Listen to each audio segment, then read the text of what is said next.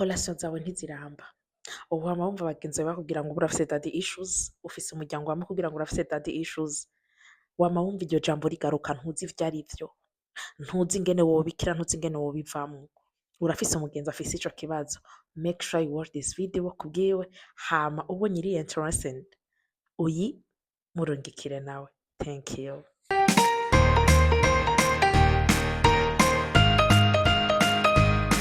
Welcome to my YouTube channel. Hi my friend. Nkuko wabibonye muri introduction, uno musi tugomba tuvugane kuri daddy issues.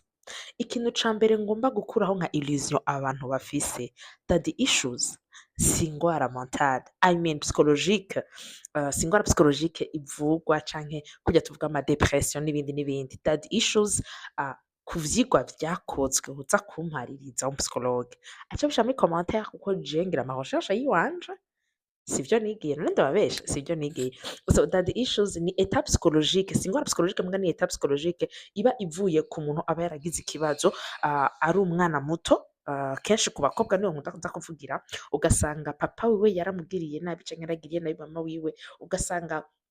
papa we yaramutaye, yakuze atabona figure paternelle, du coup ugaca usanga biriko bimutera kudevelopa ibibazo akuze. Mbega ni igiki cokwereka yuko ufise daddy issues, caractéristiques zokwereka yuko ufise iyo ngorane? Iya mbere ni kurondera urukundo utarose ku mupapa wawe, mu bapartenaire bawe, kugira faible estime de soi, ugasanga uri wa muntu wama uriko urashaka yuko abatipe mugendana bagutreta nka papa wawe, ugashaka yuko abatipe mugendana baguha affection irenze, ugaca usanga uri umuntu uri manipulable facilement du genre, kubera ko uba urondera vyinshi kuri abo bantu, bazanye bike kugira uronke vya vyinshi baca bagukoresha ico bashaka, ugasanga uri wa muntu ngira ama caractéristiques, je vous le dis si jewe, ugasanga ufise ama rapport sexuel n'abantu batandukanye, ntiwigera uba satisfait sexuellement, wama ushaka kumva umengo valeur yawe iba approuvé sexuellement, ugashaka kumva umengo ivyo ukora wewe vyoba approuvé kubera ko waryamanye n'abantu benshi, ugasanga kubera ko uriko urarondera ya affection ya papa mu bagabo atari papa wawe, uriko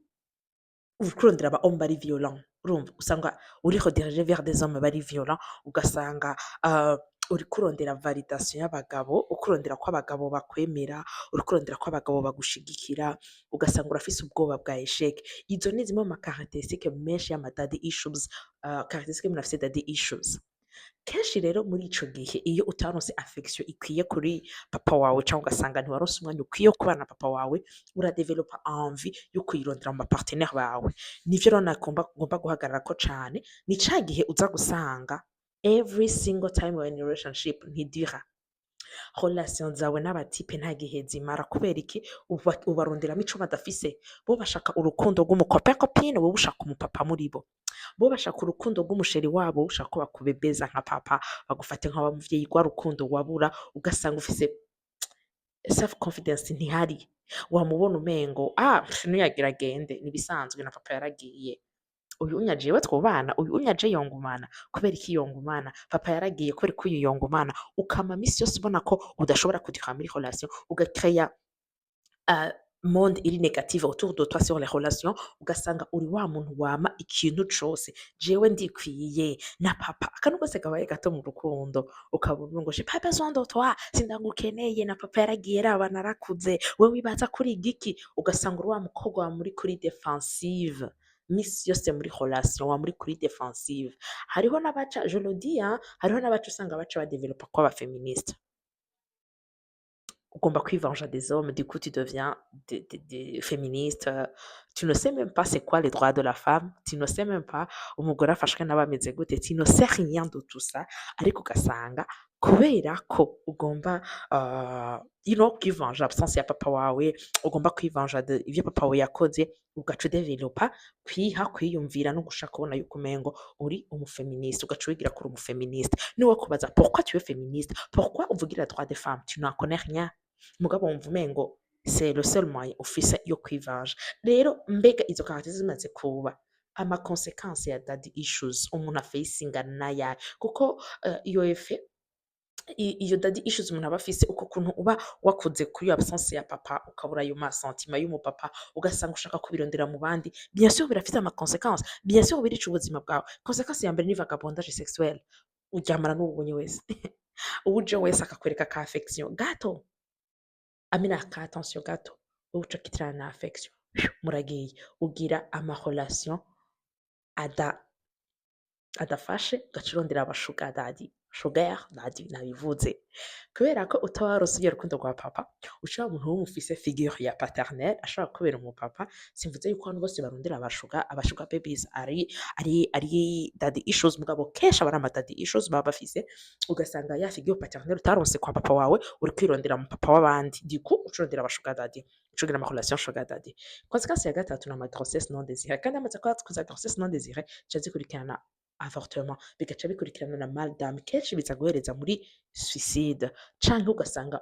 urabaye paranoïaque ushaka gukontrola abagabo bose muhuye uravyumva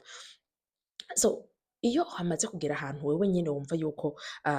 mal dame niko nobivuga umutima wawe urarushe umutima wawe urababaye wama wumva umengo t'es jamais satisfait sexuellement t'es jamais satisfait muri relation z'urukundo wama wumva umengo tu en veux toujours plus wama wumva umengo jewe hariho abantu bavuga abadada udashobora gukundana n'umwana untabonye umuntu w'umupapa kandi ukumva umengo ni ikintu ni kubera tuvuga ngo ama type ukumva umengo ni type mugabo hari igihe bishobora kuba biva kubera ko you have daddy issues ugasanga uri wa muntu ngo jewe ngo cyewe sexuellement ngo ndi umuriro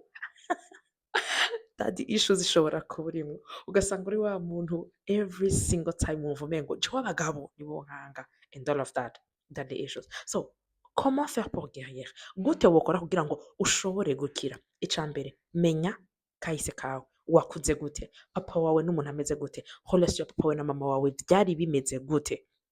ica kabiri gira une réflexion personnelle nama nabibabwiye basha kwiyumvira kuri wewe kwiyumvira ku buzima bw'iwawe kwiyumvira kucuri birafasha cane ica gatatu concentre kuri wewe